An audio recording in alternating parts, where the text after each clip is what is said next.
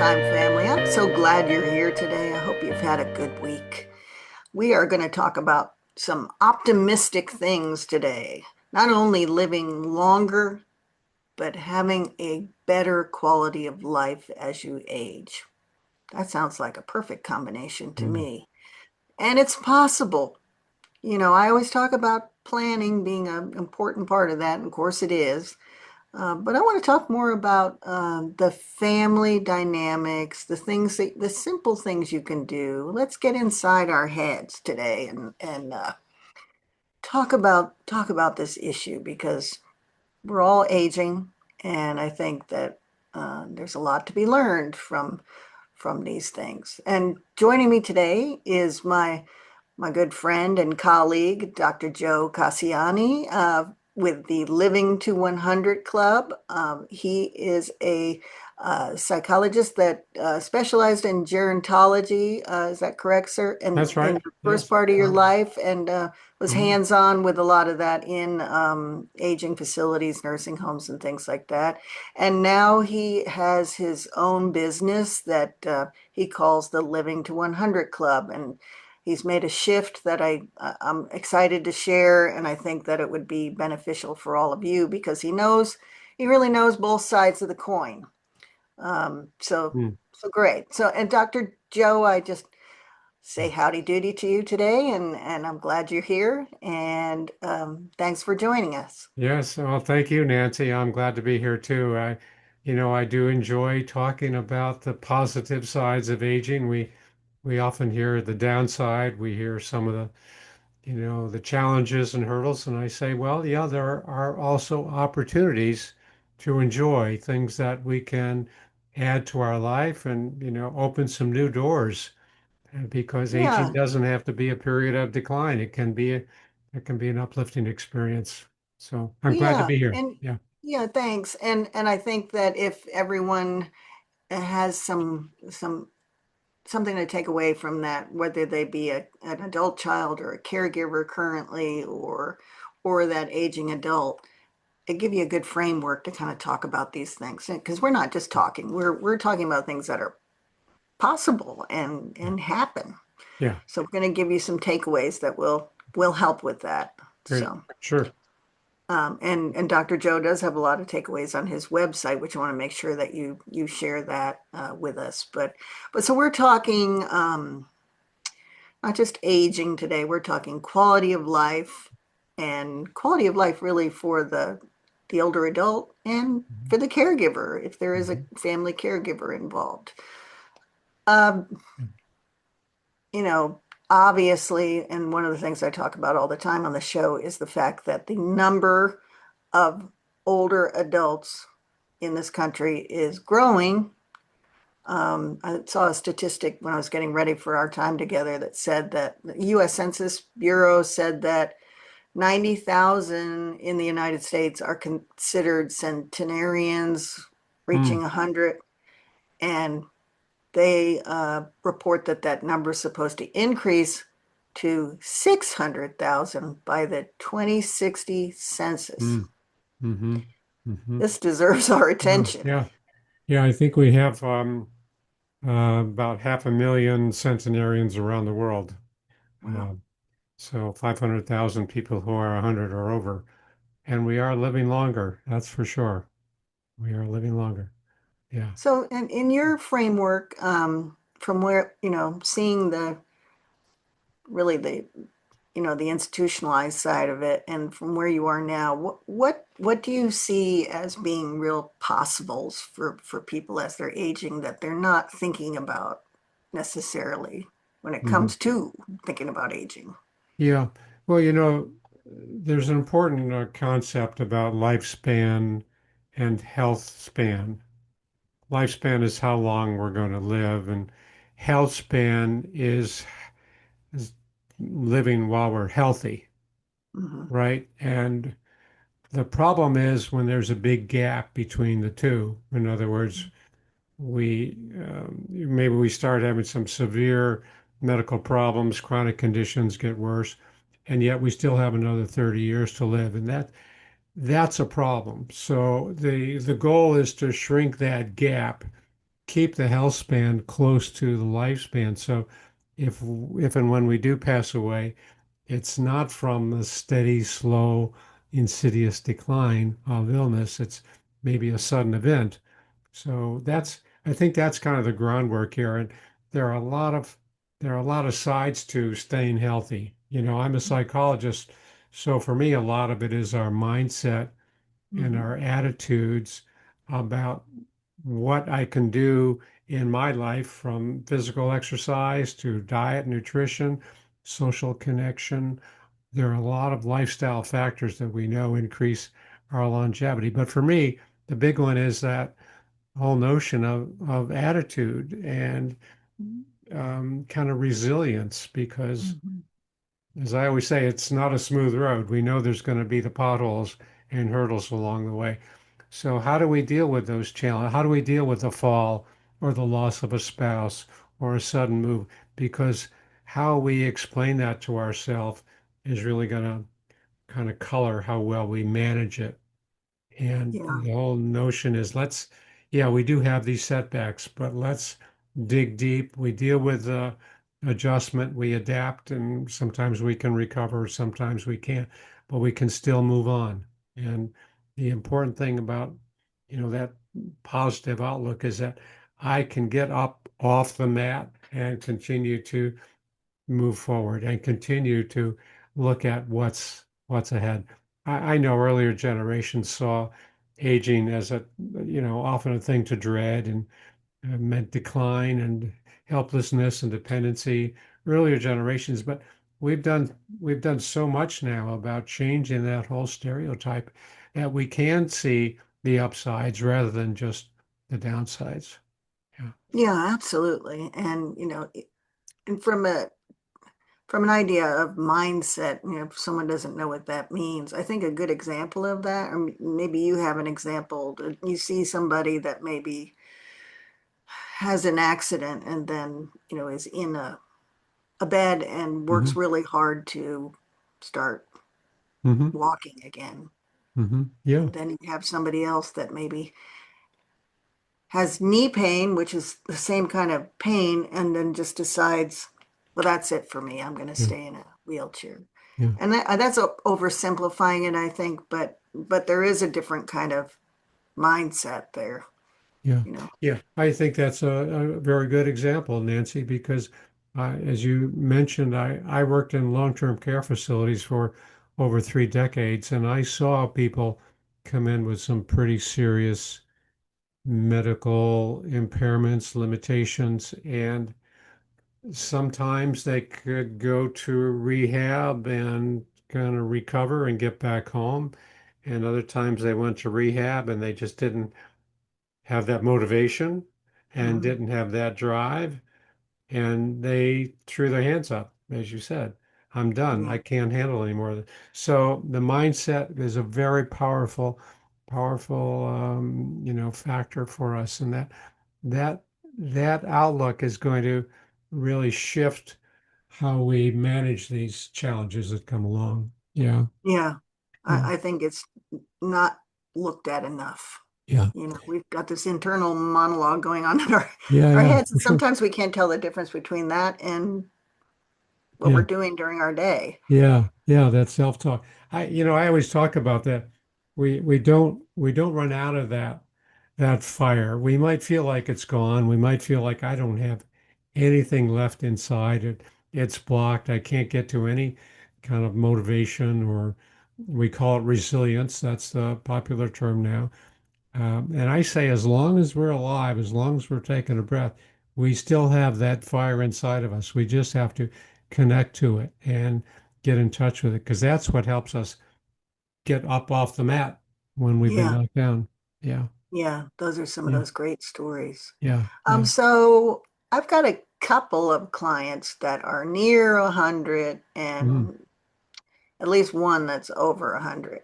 mm, How is their perspective different than, say, somebody that just turned 65? yeah.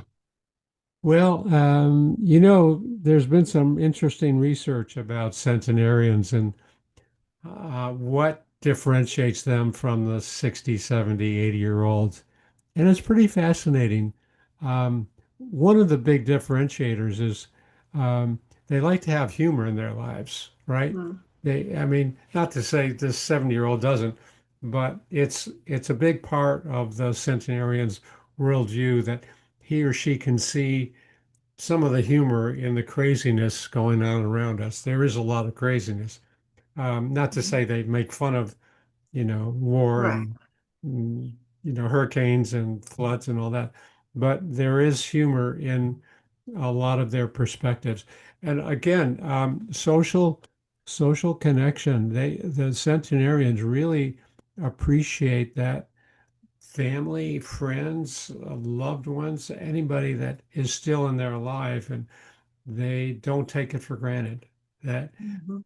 and again, I think it's something that we have to work on because it doesn't come easy to maintain No. those relationships. And we all know people from, our younger years, our college days, or who we work with in maintaining those relationships and forming new relationships. So it's that social engagement is another factor, and that's really prominent with the centenarian groups, the 100-year-olds. Um, there's other lifestyle factors that come into play for all age groups. Let me think about the other pieces for them. Oh, the healthy centenarians. I had a plane flying overhead there. The Oh, health, okay. the healthy I was wondering what centenarians, that was. as opposed to the 80 or 90-year-old, really get engaged in mental activity, Mhm. challenging whether it's Sudoku or crossword puzzles, or I think it's great as we age to take on new challenges. And Mhm. the centenarians have kind of expected that they're going to just learn new things. And we find that we can learn new things. It might take us a little longer, but we can learn new things, a new language or a musical Mhm. instrument, or driving to our favorite restaurant and with a different route, whatever it is. Mhm. The centenarians, and that's not to say that other ages don't, but these are very very strong, prominent features of people who are kind of up there 100 years plus. Yeah.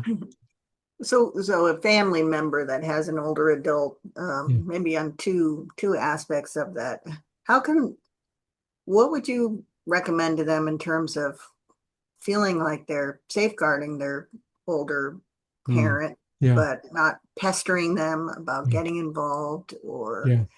you know, unnecessarily expecting them to do something they're not able to do? Hmm. Well, there's a term called agency, and I've learned more about that. I wrote an article about it.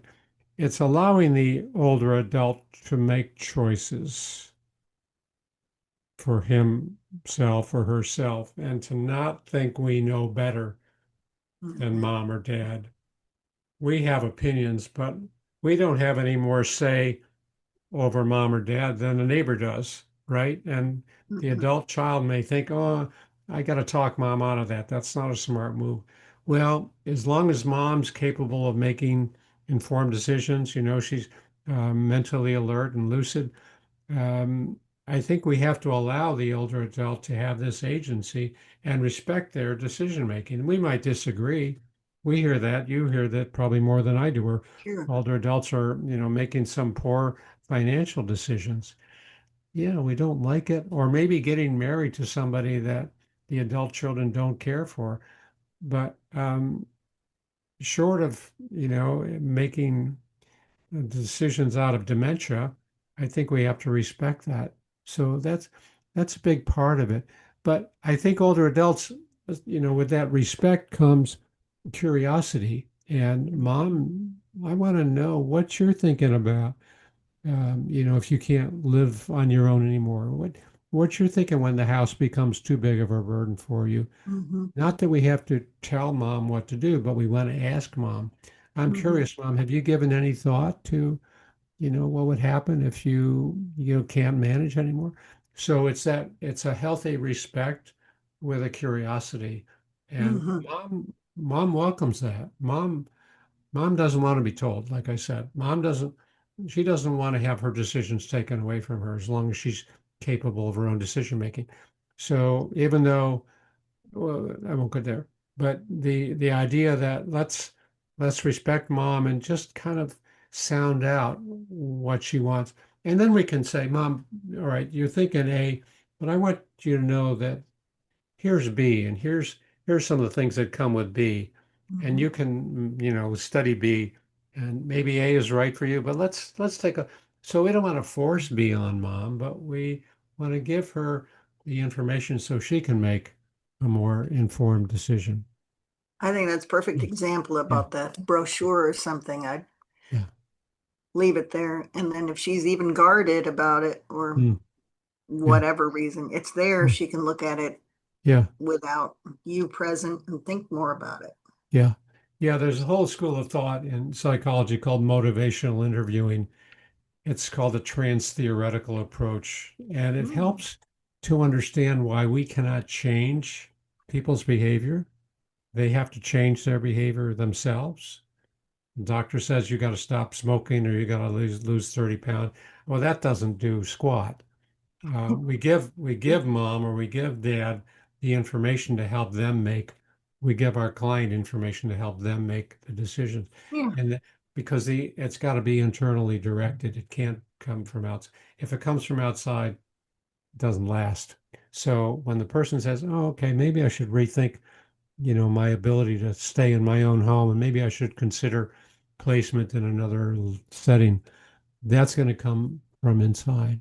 Yeah. that's a big Yeah, step. Yeah, yeah, that yeah, requires that yeah, motivation. yeah, yeah. Um, what's the difference then between somebody that just isn't motivated to do anything? Is Hmm. that do Yeah, you is there a recommendation for how you deal yeah. with somebody like that? I know I often, if I know somebody is competent, Hmm. I'll say, well, Hmm. there's no law that says if you're a competent adult Hmm. Yeah, that you can't make a bad decision, that yeah. you That's right. have the That's freedom to right. make a Yeah, bad decision. yeah. I think a lot of times, Nancy, we put up some walls around us, and it's safe. Um, we're protected. It's familiar territory, and I don't want to move. I don't want to drop these walls. I don't want to change anything. Don't approach me with something other than what I'm comfortable with. So it's our protection. Unfortunately, there's a cost to that because we don't allow, it's like stepping out of our comfort zone. We put those walls Mhm. down, and who knows? It's unfamiliar, it's unpredictable, and we don't always know how to handle that. But that's what it takes, and it's got to be someone who's trusted and friendly and non-threatening. And hey, Mr. Smith, I'm here to offer you some information. You can choose what you want, but you don't have to make any decisions right now. But I want you to consider this, and let's help them take the walls down without a threatening approach because um, sometimes people who are very depressed keep those walls up and they don't want to Yeah. let anything in. They don't want to let any hurt in, any disappointment. They're just going to stay with their gray world, and that's what they want. So the way to help them drop those walls is to say, look, you see a lot of negatives. Let's consider some of those positives in your world. Let's Mhm. maybe Mhm. that neighbor that stopped by to bring you some flowers from her garden, maybe that was a nice gesture, and maybe you should. Anyway, just to point out there are some positives. Not everything is negative. Not everything is dark. So it's the same thing with giving information to help them lower those walls and to give them some new tools to consider. Maybe they can learn some new ways to cope with some of the unknown. And I think you said something a few minutes ago where you said Mm. coming to the Mm. realization that you Mm. can't make people change. Right. Yeah. Sometimes Yeah. you just got to accept them the way they are Yeah. and protect, that doesn't, I don't think that's connected with protecting them if they're incapacitated, but Mm. it's more of a recognition between Yeah. this is who they are, Yeah. and then somewhere where you have to step in and Yeah. take care of Yeah. protecting them. That's a fine line, but Yeah. It's what do you say to people to try to distinguish between those two things? yeah, that is a fine line, and it can vary. It's not the same line every day Yeah. because a person with some cognitive impairment may kind of float from lucidity to some real confusion about judgments and decisions. So sometimes it might take some professional input, but I think we have to look for the person's ability to, make decisions. Are you driving okay? Do you remember where you parked the car? Do you remember how you got to the grocery store? Did you remember to call your doctor to reschedule? Mhm. How how forgetful? Are there periods of confusion? Um, and we want to make a record, keep a record of these things, because like I said, it's fluid. It doesn't go from, you know, A to Z overnight. It's going to vary a lot. But again, that's very difficult because if, the person has experienced some early dementia, whether it's due to Alzheimer's or Parkinson's or Lewy body, whatever it is, um, he or she may not be aware of some of the changes, or they may be aware and they want to cover it or mask it. But we have to, it's very difficult to diagnose, but when we look for patterns, and when we see these patterns, the picture starts to become clearer. And that's where we can make some more definitive choices or interventions. Hey, Dad, I want to take you to, let's talk to your doctor or let's talk to your primary care physician and see if there's some questions about your thinking. It's Hmm. difficult, obviously, because we don't There's want to no have, easy, it's not but easy yeah, we stuff. look for patterns. We look for patterns and Yeah. gingerly broach that subject, and let's get an outside objective opinion. Yeah. Um, I'm big into finding your purpose, your special purpose in Mm, life. mm, Um, but I think even later in life, finding yeah, a purpose may be different than the purpose you had of initially. course. Sure, Purposes change, seasons sure. change, and Yeah. how much does that have an effect on quality of life when you're older? Yeah. Yeah. I talk about that a lot, Nancy. I think that's one of the necessary pieces to keeping a smile on our face, whatever it is. And I had an individual on my podcast just a couple of weeks ago who it was a mountain climber in his younger years, and he became a U.S. diplomat and was involved with a lot of different countries representing the U.S. And he talked about purpose, and he's 86 or 85, and he started a program on TikTok called Badass Granddad, and he's got 180,000 followers, Wow. and he loves to talk about stories from his work and career. And then he gives a little kind of lesson to be learned, and maybe short, 10 minutes, 15. Anyway, for him, purpose was taking whatever he had and converting it into something that other people might be interested in. And he was Hmm. saying, you're not going to see the purpose immediately. It might be little seeds. Maybe you'll Hmm. see somebody playing a musical instrument, or maybe you hear somebody speaking French, and you say, "Well, maybe I should learn a little bit more about French, or maybe I want to watch that group again." So there are little seeds that come up, and it's not like the purpose is going to hit your, stare you right in the face right away. But we need that sense of purpose. We talk about the blue zones and people who, live to 100 and over in the blue zones around the world.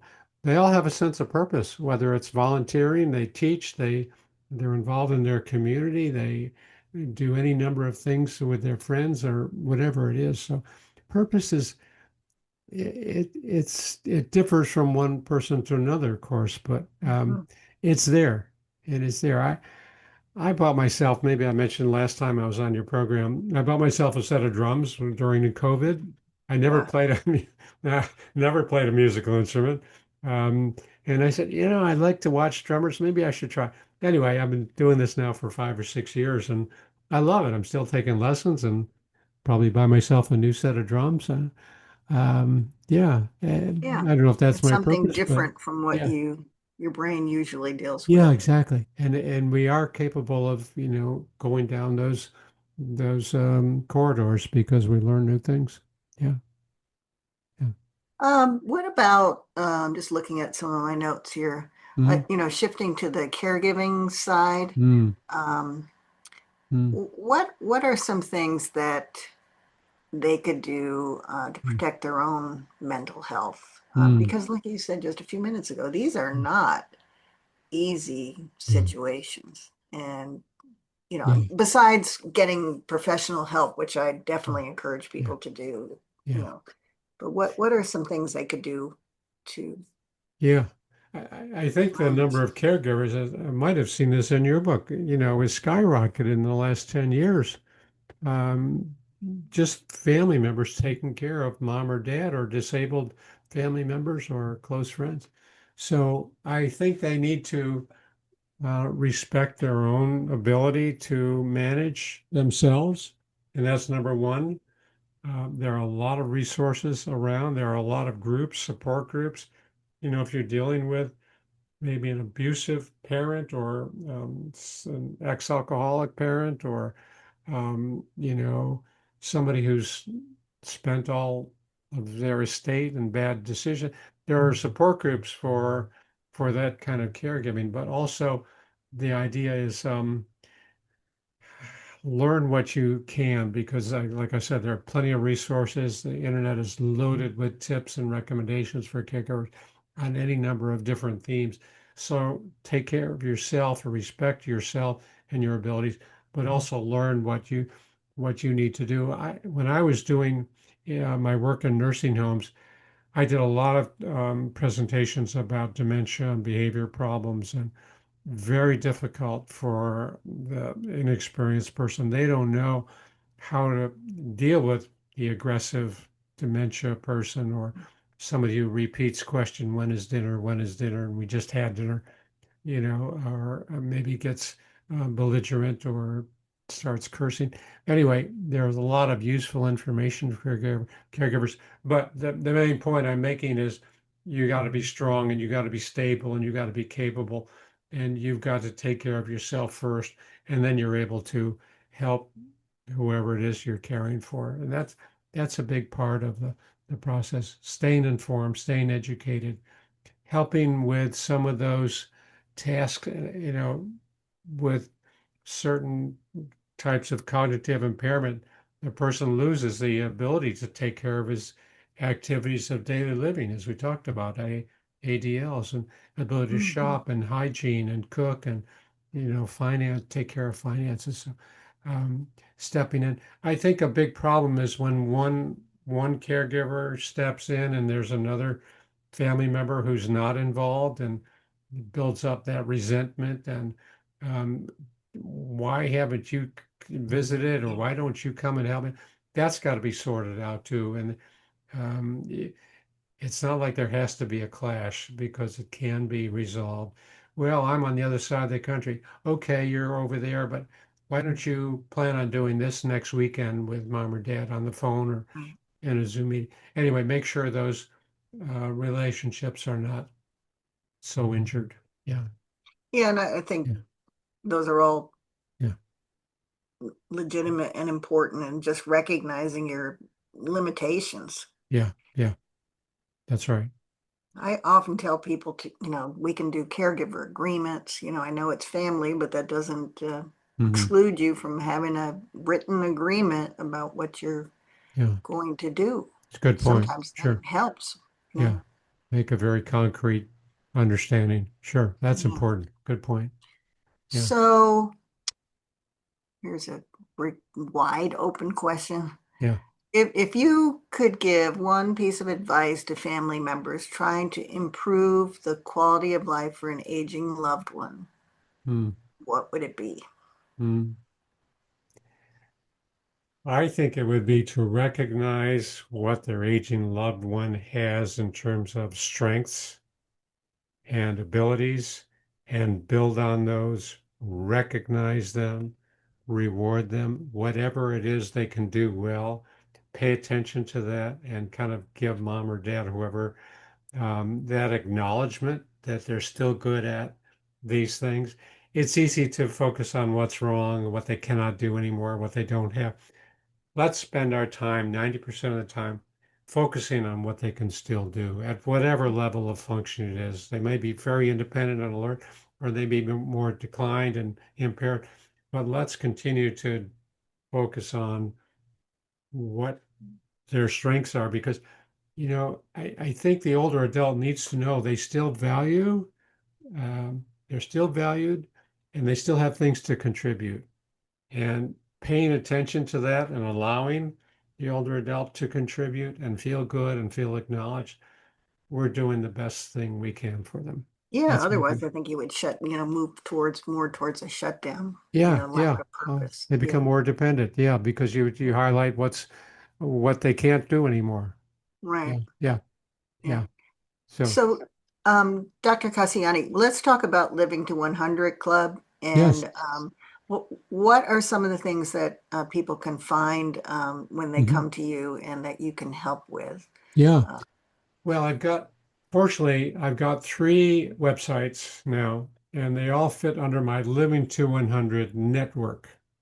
okay. So the Living to 100 Club is basically my podcast library of podcasts, almost 300 episodes, Mm, and a collection of blogs that I've written. I have a couple of guests who contributed, but Living to 100 Club has both of those libraries.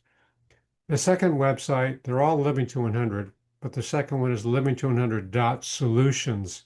And this is mm. my online store. And I have a number of products and resources for sale, including the Conversation Starter Workbook. I can show it here. It's, Yeah, I may look for that one. yeah, where's the camera? Okay. So, Hmm.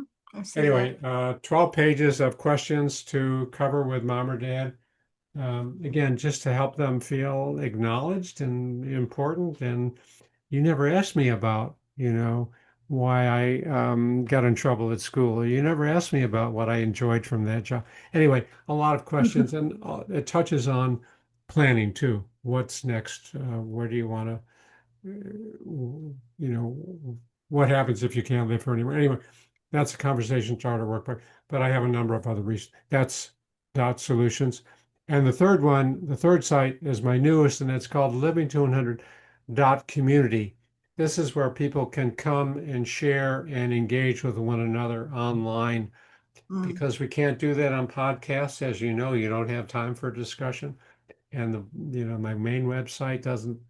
Anyway, dot community is a place there's free section and there's a subscription section, but the free section has a load of information. And I'm doing a live roundtable discussion in June with one of Mm. my podcast guests. He wrote a book called um, Think and Grow Thin, to take off on Think and Grow Rich, but it's a fantastic book about planning and setting goals. So he's going to be on my program. That's on Living to 100 community. Great. It's all under the network, fits under my Living to 100 network. Well, Yeah, sounds like there are awesome things a lot of there. stuff, a lot of stuff there. And Yeah, you can benefit from all of that regardless of where you are. So I yeah, would encourage folks to check that out. And so yeah, it's under the Living to 100 Club. If you Google that, then you will yeah. find all the one website and then the other offshoots from We that. can all Is that connect right? from the main website. That's right. Yeah, Okay. thanks for asking. Yeah, Oh, absolutely. yeah, And I enjoy our conversations, and I think this is so beneficial for the Boomer Time community. And I just want to thank you for once again spending time with me and sharing your thoughts. This is not easy stuff, and I think mm, being able to talk about some of it really helps people out there. So I thank you for that. And I thank you for your work too. mm, You're being creative and kind of looking at yeah. things from a different perspective. And I think that always leads to great things. So Thank you very much. Kind words. Thank you, absolutely. Nancy. I've enjoyed this thoroughly. I think the work you are doing is so important to help people make better decisions about aging. And, we keep on keeping on. So Yeah, thanks for the exactly. invite. Yeah. Exactly. So, well, thanks for being with us. And to all my community out there, I just encourage you to check out Dr. Cassiani's resources and his work. And I'm probably going to go look for that script so I can compare notes and see if Oh, there's some sure. additional things, because there's always something new that There's a can lot. help someone, and I love that kind of stuff. So, but we will see you next time. And thank you, Dr. Joe. You're Thank you. welcome. Thank you too.